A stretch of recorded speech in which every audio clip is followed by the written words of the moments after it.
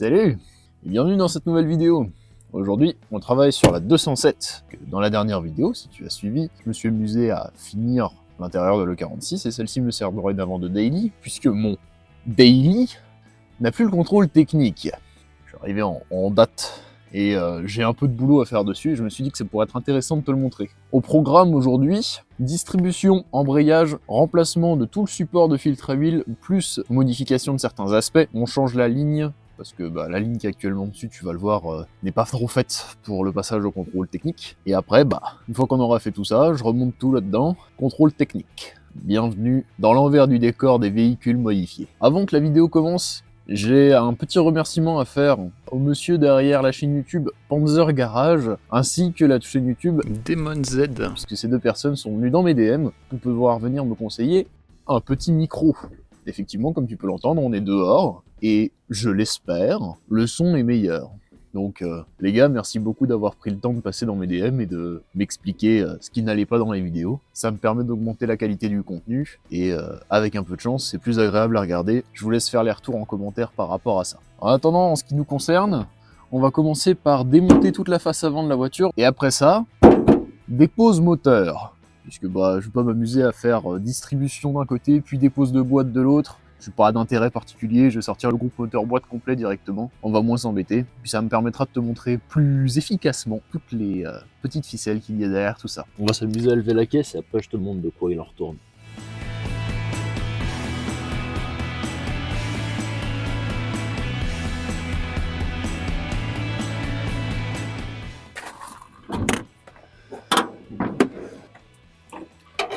Bon, que je t'explique un petit peu quand même, que je te donne du contexte. Là, si je suis à la distri, c'est pas parce que la distri a 10 ans, comme c'est recommandé sur ce moteur, mais c'est parce qu'elle a 80 000 km, un peu plus.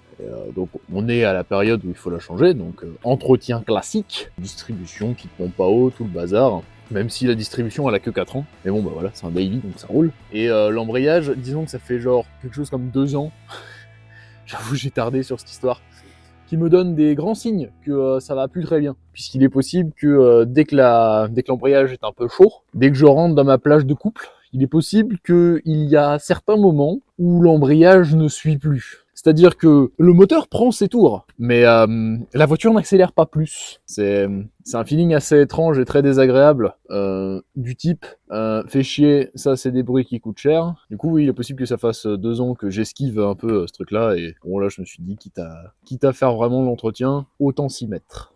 Hop. Ensuite, on va démonter le pare-choc.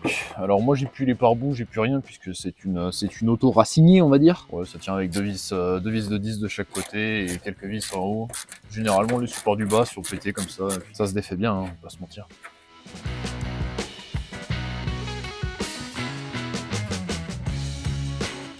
Bref, maintenant que tout ça c'est fait, hop, tac, tac, hop.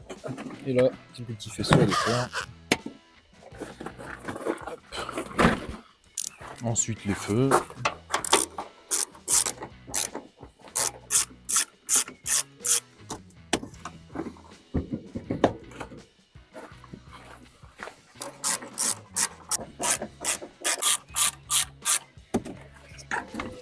Et un deuxième de neuil en moins.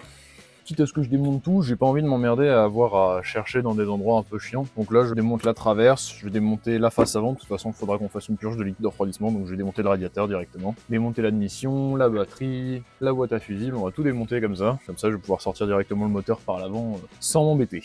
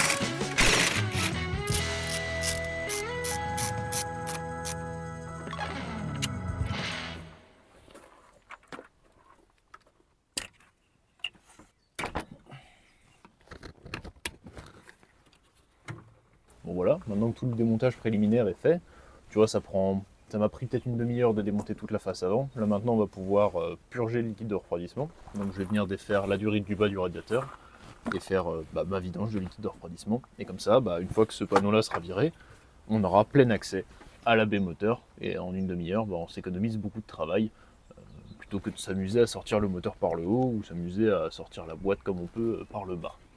Enfin, plus que du temps, on s'économise surtout des efforts. Et en tant que flemmard, c'est bien.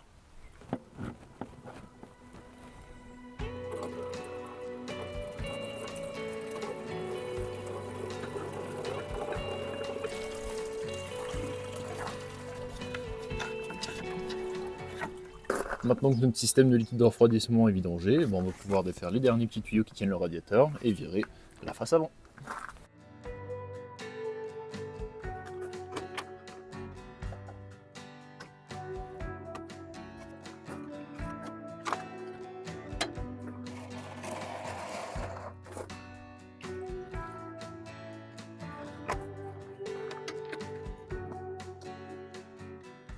Et voilà, petite 207 sans face avant. Donc, comme tu peux le voir maintenant, on a vraiment un bel accès, puisque la boîte va jusque là. Donc on va pouvoir la sortir droit directement, sans s'embêter. C'est ça qui est très bien fait sur les 207, c'est que le châssis là, t'es vraiment pas embêté avec. On peut vraiment mettre des grands trucs. Et ça me donne des idées pour beaucoup plus tard, mais ça, ce sera pour de lointains projets futurs. Maintenant que tout ça c'est fait, on va pouvoir se dégager le dessus du moteur. Donc là, il n'y a pas grand chose à faire, hein. Calculateur, batterie, bloc fusible, et admission, je vais les dégager. Je vais dégager le faisceau qui est dessous pour pouvoir avoir accès au support de boîte. À partir de ce moment-là, il n'y aura plus qu'à défaire la ligne d'échappement. Puis après, il pourra sortir une fois les faisceaux débranchés. C'est ça qui est bien avec les 207, surtout en L4TU comme ça. C'est extrêmement simple. Et quand tu vas apprendre la mécanique, c'est super. C'est vraiment bien. Ça coûte pas cher, les pièces sont disponibles et c'est facile d'entretien, d'accès. Très bonne voiture pour apprendre la mécanique. Pour la batterie, c'est tout con. On vient débrancher ça. Les deux écrous de la platine à fusible, et on vient de faire les deux cosses. À partir de ce moment-là, la cosse plus, moi je l'enlève. Là, ici, après, tu peux venir pousser. Comme ça, celle-là, tu la mets sur le côté. Et là, hop, ton bac à batterie s'en va.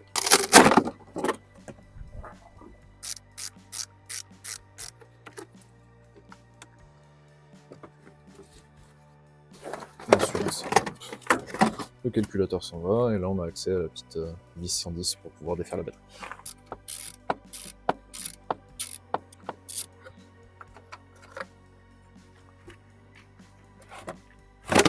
Et hop, ça s'en va. Même traitement pour le support de batterie.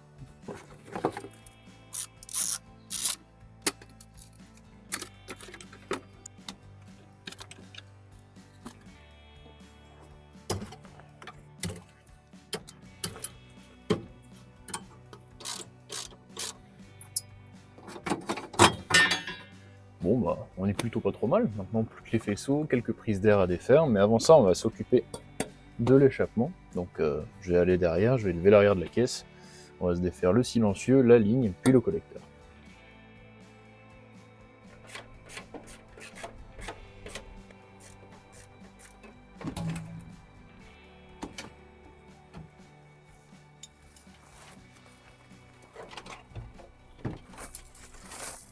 Et voilà.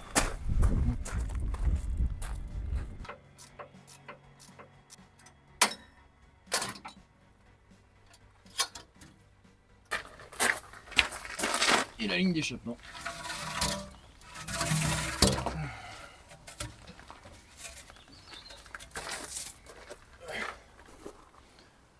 Ah, c'est quand tu vois ça que tu te rends compte de pourquoi la ligne elle est pas très contrôle technique friendly.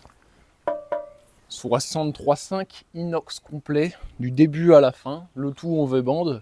Et t'as vu la gueule du collecteur, le catalyseur est allé se faire voir il y a bien longtemps.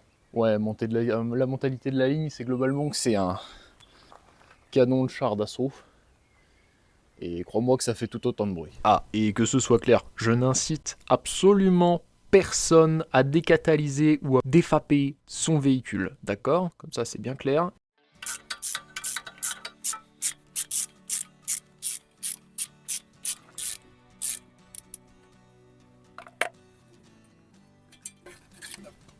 Jaune collecteur. suis con, si je t'ai fait pas les prises de son de lambda, on va pas aller bien loin. Hop. Hop. Et hop. Un collecteur de sortie. Un. Bon, bah maintenant que tout ça c'est fait, on va pouvoir défaire les jantes, les suspensions, les cardans pour libérer la boîte et on sera pas mal.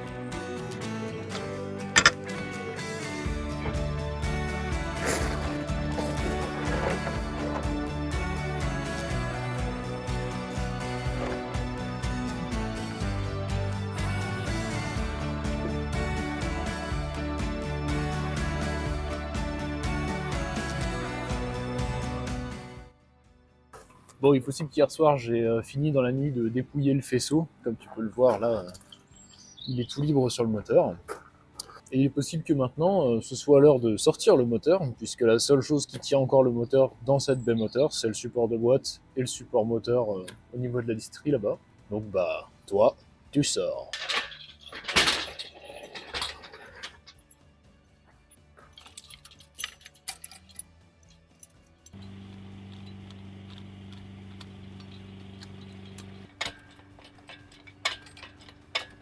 Voilà, ça c'est pas mal. Ok. Plus qu'à défaire les supports et on a pas mal.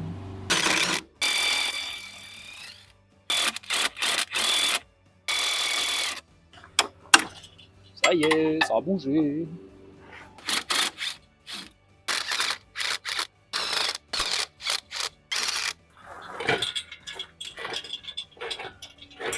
On va s'amuser à bouger le moteur dans les graviers, ça va être un vrai plaisir. En attendant, j'ai pas l'air d'avoir grand chose de connecté, j'ai l'impression d'avoir fait à peu près mon boulot correctement. Là pareil, pas de durée d'essence qui traîne, pas de câble accroché.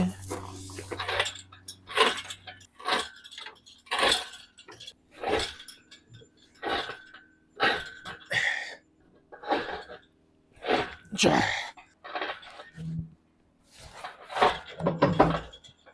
y avait le support.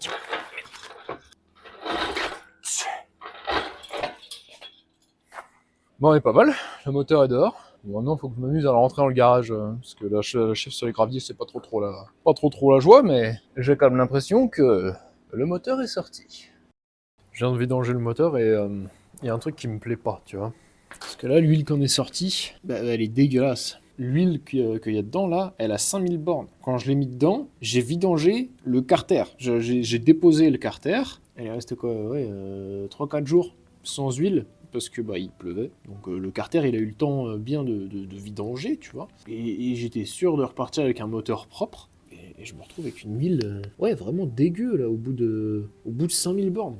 Alors qu'en plus, c'était la fois où j'expérimentais le montage avec le radiateur d'huile. Donc, ça me plaît pas. En plus, c'est pas comme si j'ai foutu une huile de merde, tu vois, dedans, là.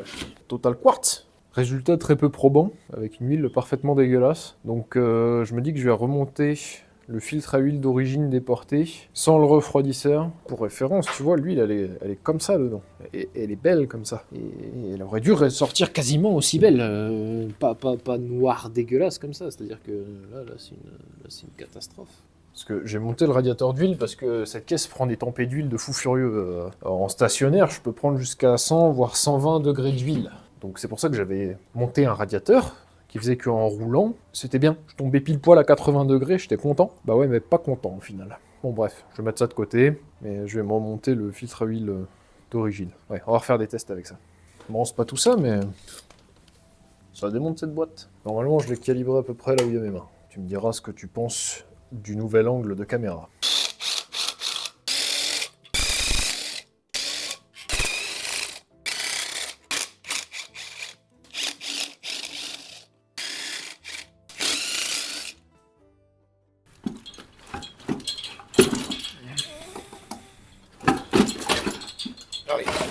Ah, bah voilà.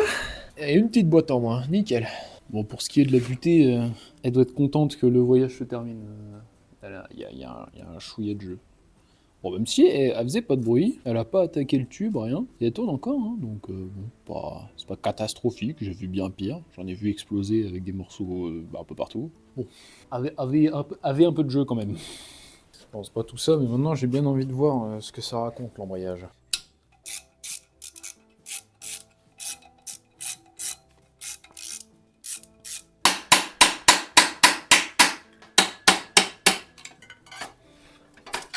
Ça y est. Et va-t'en, toi, vilain machin, là. Ah oh, c'est le seul pion qui est resté dans le volant moteur. Bon, hormis la blinde de poussière de frein, mais ça c'est normal. Le volant moteur, il va plutôt bien. Hein. Pas de fissures, pas de traces de frottage de rivet, rien du tout. Donc lui, c'est nickel. Coup de nettoyant frein et ça repart. Le petit plateau de pression, bah, il va plutôt bien, ma foi aussi. Et notre tout petit disque d'embrayage. Il fait vraiment jouer. Hein. Ça, sur les TU, ça me fait toujours marrer. Oui, bon, on était au bout, quoi, mais ça va. On n'a pas mangé les rivets, on n'a rien mangé, tu vois. Il y avait encore un peu d'épaisseur. Même si par endroit, il n'y a plus grand chose, tu vois, mais ça va. Bon, voilà. Il est usé, mais sans plus.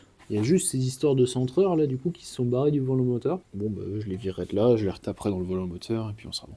Bon, donc du coup, pour refaire tout ça, on va utiliser un petit embrayage neuf de chez Luc. Et j'ai aussi pris par avance la guide de butée de boîte, parce que ça aussi, sur les TU, ça a tendance à se désintégrer fort. Et je t'avouerai qu'avant d'ouvrir, quand j'ai fait la commande, je ne savais pas dans quel état c'était. Donc, par précaution, j'en avais pris une de plus qu'on installera, quitte à ce qu'elle soit là. Là, on a donc notre embrayage neuf qui est là, donc qui se compose du plateau de pression, de notre embrayage neuf et de notre butée neuve.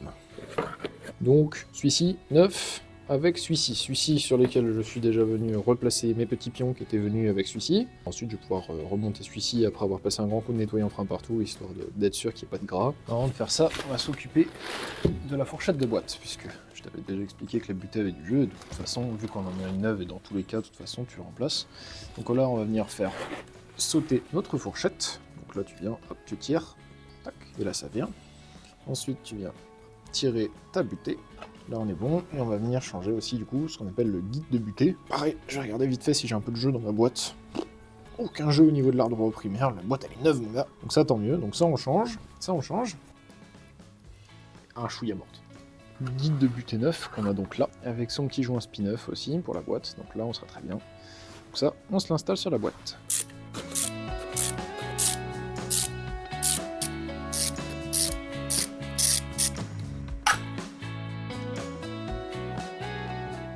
Maintenant on remet tout ça neuf, on va venir graisser gentiment le bord de notre joint spi pour pouvoir le mettre en place sans le vriller. T'en mets pas 8 tonnes non plus, il n'y a pas de nécessité. Le principe, c'est juste que ça glisse sans problème. Tac. On va mettre un petit peu sur la lèvre intérieure également. Voilà, comme ça va bien se mettre en place.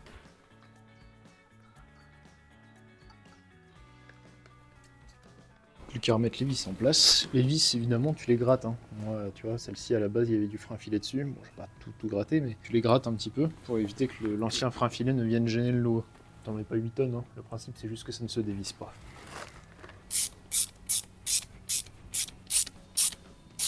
Voilà. Évidemment tu sers pas ça comme un mongol, hein. C'est des toutes petites vis en 8, tu mets pas une force de gorée là-dessus. Ensuite, la petite bouboule, on vient la nettoyer. Voilà. On fait pareil avec l'intérieur de la fourchette de boîte. Alors, on va faire pareil ici avec l'endroit où vient prendre le récepteur d'embrayage. Et on va venir remettre un petit peu de graisse neuve sur tout ce petit monde. Et ensuite, bah, hop, on vient remettre en place sans la clipser pour l'instant. Ensuite, on vient graisser guide de butée.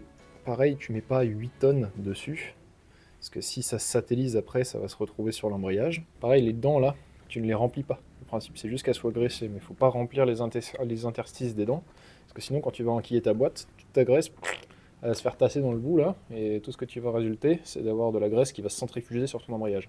Et maintenant, ce qu'on vient faire, c'est qu'on vient reprendre notre butée d'embrayage. Tu vois, ça se passe comme ça, et là, tu vois, hop, tu as deux petits clips qui viennent maintenir le tout en place. Hop. Maintenant que ça c'est fait, il n'y a plus qu'à clipser la petite bouboule. Paf, et voilà. Et là, on obtient une fourchette avec une butée qui fonctionne bien. Là, on est pas mal niveau boîte. Tu touches jamais la partie organique avec tes pâtes grasses. Et surtout, ce qu'on va faire là, c'est qu'avant de le mettre en place, on va s'assurer qu'il soit pas gras. Une bonne couche de nettoyant frein. Et même traitement pour le plateau de pression.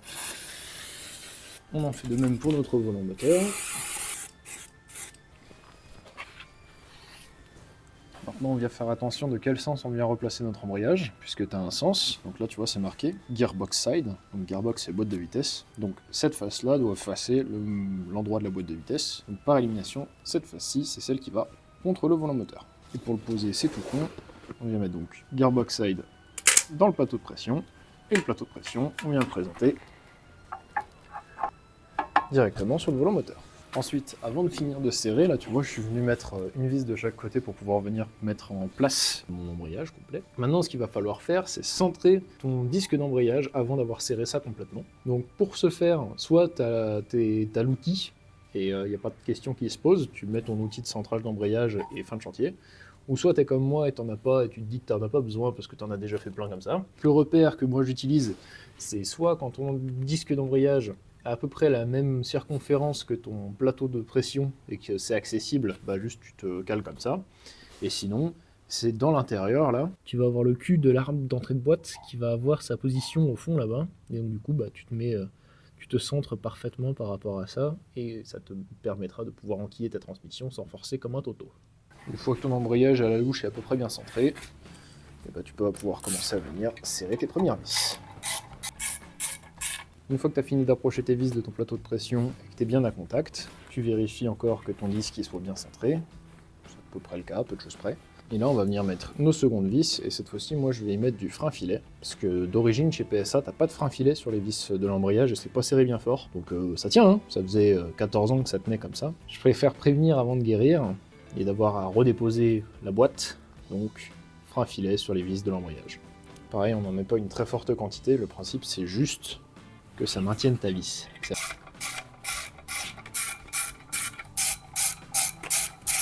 Maintenant que nos 3 vis avec du frein filet sont mises, on va pouvoir desserrer les 3 vis que j'avais mises pour approcher notre embrayage et venir leur caler leur petite goutte de frein filet, elle aussi.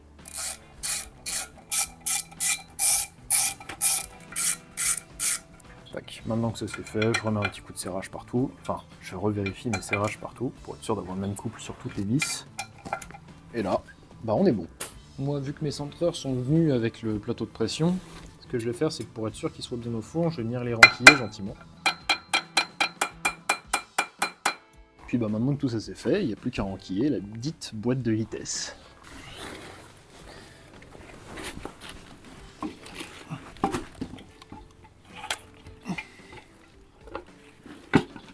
Voilà, là on est bon. Hop, je renquille une vis de boîte de préférence en haut. J'en mets une deuxième vite fait. Tu vois, tous les mecs qui te disent « Ouais, t'as besoin d'un centreur d'embrayage, sinon ça rentrera jamais ». Tu vois que la preuve que non, il n'y a pas nécessité. Juste quand t'es pas trop con, ça marche. Pour approcher la boîte, je vais venir l'approcher à la main proprement. Comme ça, je vérifie en même temps que j'ai pas un faisceau, une durite ou quoi que ce soit qui se coince entre la boîte et le moteur. Parce qu'une fois que c'est serré, bah t'as tout pété. Donc tu fais attention.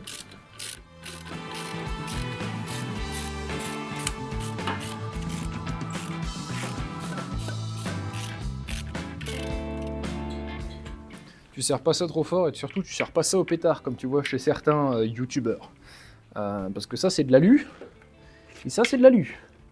Et une vis en acier dans l'alu, si tu la tapes, potentiellement t'arraches les pas de vis. Donc pas bonne idée. Donc non seulement tu serres pas ça trop fort, mais tu serres surtout pas ça à la péteuse. Maintenant que ça c'est fait, on peut venir se renquiller le démarreur.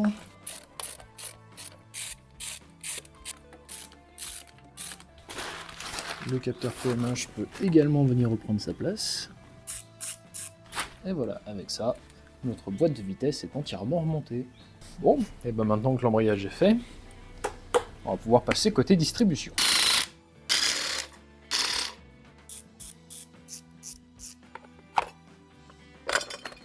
Voilà.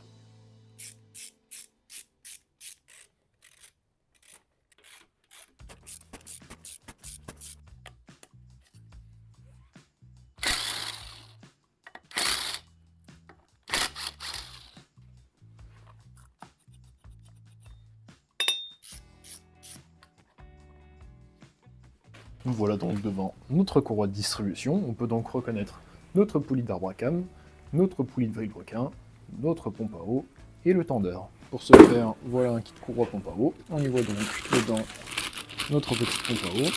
Donc, pompe à eau livrée avec son joint, pompe à eau métal, hein, pas comme certaines de chez BMW en plastique qui se satellisent. Tu prends toujours quand tu as la possibilité, même quand il n'y a pas la possibilité, cherche la possibilité à avoir une pompe à eau avec une hélice en métal. Évite à tout prix de mettre des hélices en plastique. À côté de ça, on a notre petit galet tendeur. Ceci est un galet tendeur automatique, comme tu peux le voir ici, j'ai une petite pige qui me tient le ressort du tendeur automatique. Donc celle-ci, tu viens la positionner en place, et une fois que tout est en place et que ta courroie est en place, hop, tu tires sur la petite goupille et tout se tend automatiquement. Et ça, c'est chouette. Et pour finir, on a la sacrée sainte courroie de distribution. Avant de défaire notre courroie de distribution, ce qu'il va nous falloir faire, c'est mettre notre moteur au PMH. Donc le PMH, sur le TU, la mise au PMH est extrêmement simple, puisque ici, pour le vilebrequin, je devais te montrer, mais il y a un trou pour piger le vilebrequin. Et ici, le trou de pige pour notre poulie d'arbre à cam, c'est le gros trou que tu vois ici, qui doit s'aligner avec le trou qui est là dans la culasse. Ce qu'on va venir faire, c'est qu'on va venir se positionner ici avec un cliquet sur notre vilebrequin et faire tourner notre vilebrequin jusqu'à ce que notre repère du volant moteur ainsi que notre repère de notre poulie d'arbre à cam soient en face de leurs trous respectifs. Et donc du coup, à partir de ce moment-là, on pourra faire ce qu'on appelle piger notre moteur et s'assurer que ni le vilebrequin ni l'arbre à cam ne puissent tourner. Et à partir de ce moment-là, on sera libre de retirer notre courroie de distribution. Comme tu peux le voir, je suis venu piger, évidemment avec les outils officiels, hein, bien sûr. Donc la pige du haut, elle est là. Et la pige du bas, elle est cachée. Elle est juste là. Donc dans le petit trou que tu vois juste au-dessus, ici, là tu l'enfonces et tu as une petite encoche dans ton volant moteur. Donc à partir de ce moment-là, une fois que celle-ci est engagée dedans, tu le vois, là, je peux plus bouger au niveau du vilebrequin, donc on est bien pigé, tout tombe en face, donc c'est parfait. On va pouvoir défaire notre courroie de distribution. Maintenant c'est tout bête, hein, on va juste venir desserrer notre galet tendeur, le sortir notre courroie, on va après s'occuper de notre pompe à eau et remonter tout en neuf.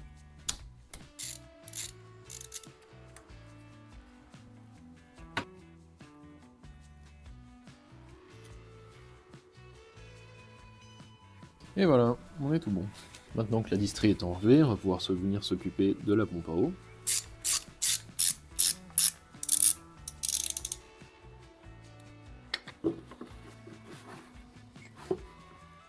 Donc on est reparti, hein, pompe à eau neuve.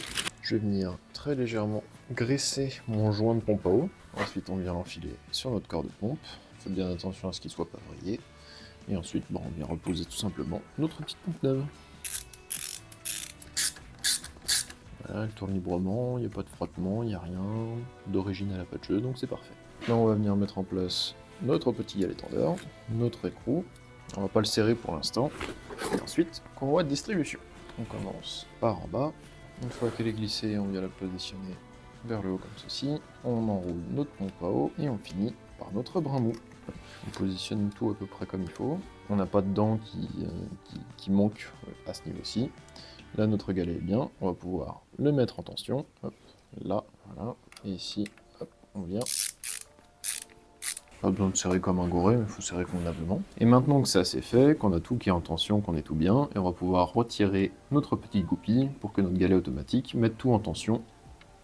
Et on est tout bon. Et maintenant que tout ça c'est fait, on va pouvoir venir réaliser 2 tours d'arbre à cam, 4 tours de vilebrequin, pour pouvoir être sûr que tout soit bien en place.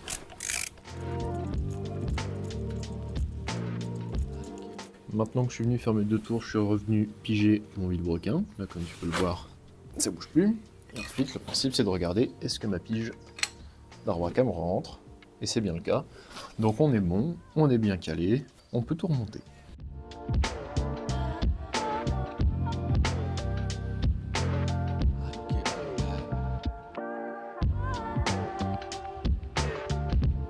Petite taillette, je me suis pris une petite courroie d'accessoires neuve. Donc c'est mis en place, on va pouvoir venir retendre notre alternateur. Et pour repérer si j'ai tendu ma courroie correctement, tu vois, je peux faire un 90 degrés sans trop forcer avec, et au niveau du bruit, elle fait le bon bruit. Concernant le filtre à huile maintenant, je suis bon pour retirer les 2 capteurs, à savoir tempée et pression d'huile, retirer l'ensemble du système que j'avais fabriqué pour pouvoir ajouter un refroidisseur d'huile, et remonter le support de filtre à huile d'origine, suite à cette histoire d'huile pas franchement très propre. On va aussi pouvoir venir défaire le petit bong que j'avais fait ici, qui bouchait du coup l'une des sorties d'huile. Et avec ça, on va venir récupérer le petit capteur que j'ai là. Bon, concernant les capteurs, au final, l'option que j'ai préféré utiliser, enfin, seule option de toute façon que je peux utiliser. Ce que je vais faire, c'est un montage pas très fou, mais j'espère que ça marchera, à savoir à base sur un T en M16 1.5 qui va vers nos deux adaptations, vers 1.8 NPT, et ensuite monter mes capteurs dedans. Pour ce faire, comme tu peux le voir, je suis venu empiler des rondelles. Alors c'est pas des rondelles, c'est des joints de bouchons de vidange, mais ça tiendra. Et pour aller avec ça, je mets ce qu'on appelle du thread sealer. Celui-ci est résistant pression et haute température, et il est aussi résistant pour les hydrocarbures. Important quand tu prends du thread sealer pour de l'huile.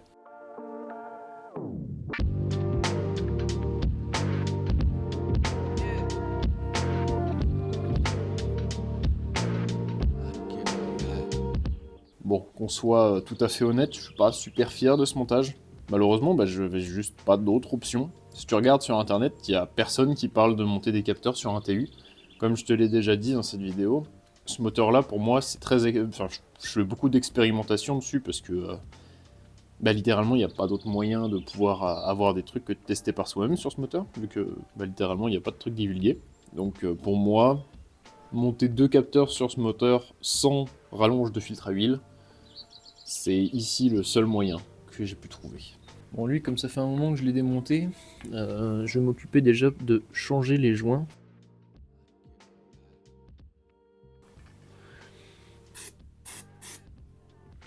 On va pouvoir venir monter notre petite rallonge.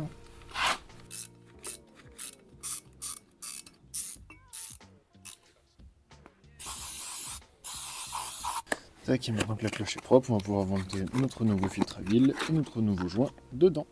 Pareil, je graisse mon joint, parce qu'un joint graissé, c'est un joint pas foiré.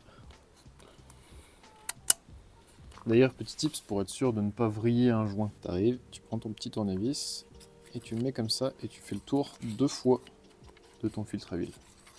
Comme ça, ton joint, il vient se mettre parfaitement droit. Tu n'auras pas un joint vrillé, tu n'auras pas de fuite à ta cloche de filtre à huile. Maintenant que ça c'est fait, on va pouvoir venir jouer avec notre petit filtre à huile et venir le monter en place directement sur notre rallonge. Et évidemment, tu le sers pas comme un gros mongol, hein, ça se sert au contact. Et voilà, on est bon, parfait. À côté de ça, je t'avais fait toute une petite séquence où je te montrais comment démonter les bougies, mais grand génie que je suis, j'ai oublié de brancher le micro, donc il n'y a pas de son. Cependant, j'avais bien envie de t'arrêter quand même sur cette jolie image d'une bougie couleur caramel, malgré le fait que le moteur tourne 100% éthanol et ce depuis des années. Comme quoi, c'est pas parce que tu tournes à l'éthanol que tu auras forcément des bougies blanches, le tout, c'est de bien gérer ton injection. Ah, et évidemment, t'as pas non plus l'explication de pourquoi je suis en train de défaire le cache-culbuteur, c'est juste parce qu'il était un peu défraîchi et que je vais remettre un petit coup de peinture dessus. Paf, bon, maintenant que ça c'est démonté, on va venir se défaire le petit joint que je ne vais pas réutiliser puisque celui-ci est d'origine. Ça fait plusieurs fois que je le remonte, j'ai eu de la chance à chaque fois, et bon, pour une fois je me suis dit que je m'en rachèterais un neuf. Parlons peu, parlons bien. Celui-ci, on va le garder dans un coin, mais il va très bien aussi. C'est lui qu'on va venir poncer gentiment, et puis se repeindre. Pour ce faire, je m'embête pas, hein. C'est un peu de 400, tu vois, et fin de chantier, on y va.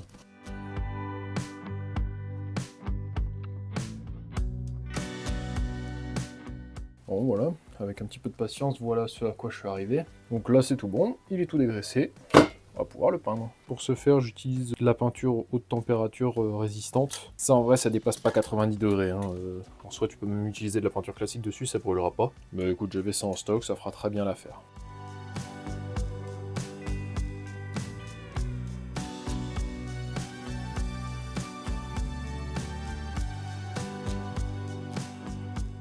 Le temps que le cache-culbuteur sèche, ce qu'on va venir se faire, nous, c'est le jeu aux soupapes. Pour faire le jeu aux soupapes, il existe une méthode PSA complète que j'utilise pas. Parce qu'à chaque fois que je la fais, je sais pas, je me plante, je sais pas, je suis mauvais, et ça marche pas. Donc je le fais à l'ancienne, à savoir je me mets à dos de cam, et ensuite je prends mon jeu, donc c'est un jeu qui est donné pour TU, à savoir 0,20 à l'admission et 0,40 à l'échappement. Je viens prendre directement et je vais venir faire tourner mon moteur jusqu'à ce que ma cam soit parfaitement à dos. Voilà, là je suis réglé, cylindre numéro 1, je suis parfaitement à dos de cam. Et là, on peut voir que j'ai un certain jeu. Là, on est sur un port d'admission. Je vais ensuite venir desserrer ma tête de vis. Et on va venir desserrer complètement pour avoir un jeu maximal. Ensuite, comme je te l'ai dit tout à l'heure, donc c'est du 0,20 et du 0,40. Donc je vais venir prendre ma petite jauge à cale. Et donc on va prendre le 40 et 0,20. Voilà. Tout le reste, on va pouvoir emballer. Et voilà, on a les deux seules cales qui nous intéressent, à savoir celle de 0,20 et celle de 0,40. Comme on est à l'admission, on va prendre la cale de 0,20 et on va venir se placer directement au niveau de notre tige de culbuteur, se serrer proprement sur la cale à la main, serrer notre écrou à la main, virer notre cale, et là, on a le bon jeu normalement. Évidemment, on vérifie à chaque fois. Voilà, là on effleure légèrement, donc on est parfait. On va pouvoir venir serrer notre premier culbuteur qui est dorénavant réglé à 0,20 en dos de cam. Le jeu légèrement serrant mais sans plus, c'est parfait. Notre première soupape est réglée. On va ensuite continuer avec la deuxième, donc toujours cylindre numéro 1 à l'échappement. Là où je vais pareil venir me caler à dos de cam au niveau de l'arbre à cam.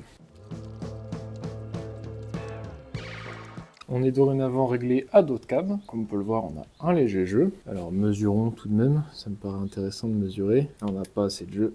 Donc pareil, on vient desserrer notre jeu soupape, défaire notre vis, desserrer, et hop, pareil qu'à l'admission. Tchac, venir caler notre petite cale, serrer notre tige à la main, de manière à ce que notre cale ait un jeu pinçant et glissant. On serre notre petit écrou, n'hésitez pas à tordre un petit peu vos petites cales, ça vous permettra vraiment d'avoir le meilleur jeu affleurant possible. Comme on est à l'échappement là, c'est bel et bien 0,40 qu'il faut prendre. On vient serrer, j'ai vérifié mon jeu, là on est bien. On va tester à la cale de 0,45 pour être sûr. Si la cale de 0,45 ne passe pas, on est bon. La cale de 0,45 passe pas. La cale de 0,40, elle en revanche, elle passe. Parfait. Donc on va faire ça avec nos 4 cylindres et nos 8 soupapes. J'ai essayé de te faire un plan un peu plus proche et plus axé avec le rouleau et la cam. L'arbre à cam, tu le vois, il est juste en dessous là. C'est la partie qui reflète au niveau de mon doigt. Et le rouleau, c'est celui-ci, donc c'est lui qui vient rouler littéralement sur l'arbre à cam. Donc là, quand je viens faire tourner mon moteur, tu le vois, l'arbre à cam en dessous, là c'est juste le lobe que tu vois. Hop, le lobe descend. Notre culbuteur, lui, remonte au niveau de la soupape, puisque du coup, on n'est plus en levée max. Et là, hop, voilà. Et là, ici, on a notre jeu, puisqu'on est en dos de cam. Bon, je me suis rendu compte qu'en vidéo, mon explication n'était pas tout à fait parlante, alors je suis honteusement allé piquer ce schéma sur internet, et je vais t'expliquer comment ça marche. Ici, tu as donc ta cam de ton arbre à cam qui tourne, on a ici notre culbuteur, et là, notre soupape qui s'ouvre. C'est exactement ce schéma qu'il y a dans le TU, donc c'est parfait, je vais pouvoir t'expliquer. Ici, notre arbre à cam est donc du coup ce qu'on appelle à dos de cam par rapport à notre culbuteur. C'est là qu'on va pouvoir faire notre mesure. A noter que si la mesure est mal faite, il y a deux échéances possibles, à savoir un jeu insuffisant entre le culbuteur et la soupape, ce qui va potentiellement créer un manque d'étanchéité au niveau de notre soupape, ou alors le cas inverse, un jeu trop important qui va non seulement réduire le temps d'ouverture des soupapes, d'admission et d'échappement, ce qui va nous rendre un moteur moins efficient, ainsi que de générer du bruit pendant le fonctionnement et nous rendre un moteur bruyant qui fait un clac-clac très désagréable. Bon, maintenant que je t'ai montré sur une soupape d'admission et une soupape d'échappement, je vais me faire le reste des cylindres tranquillement et on se reprend juste après.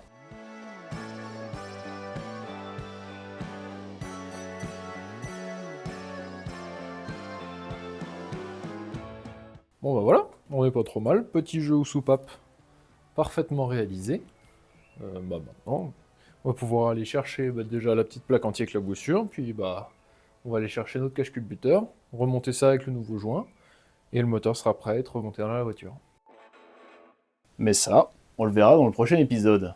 Effectivement, il est possible que le Quentin que tu viens de voir n'avait pas anticipé qu'il avait filmé autant de choses, et le Quentin du montage vient de se rendre compte que il y a de quoi faire largement 2 vidéos bien remplies avec tout ce que j'ai filmé sur cette fameuse 207. Donc, tu vas avoir le droit à un épisode 2 qui va terminer et compléter tout ce que j'ai à faire sur cette petite auto, puisque mine de rien, il nous reste pas mal de travail avant de passer le contrôle technique. Avant de vous laisser, je tiens de nouveau à remercier les copains du Panzer Garage et Demon Z qui, du coup, m'ont permis de pouvoir avoir ce petit micro sur cette vidéo-là. merci les gars. En tout cas, au montage, c'est plus agréable. Je sais que c'est pas tout parfait sur cette vidéo-là. Je maîtrise pas tout encore au niveau du montage. Ça vient, j'essaie de m'améliorer au maximum. Je sais que je ne maîtrise pas tout. Mais j'espère que, en tout cas pour vous, c'est déjà plus agréable d'avoir un petit micro qui prend un son plus correct que ne l'était l'ancien. Évidemment, les liens des deux copains sont dans la description. Allez voir ce qu'ils font. C'est très très chouette. Sur ce, moi il me reste plus qu'à vous dire au prochain épisode, et ciao!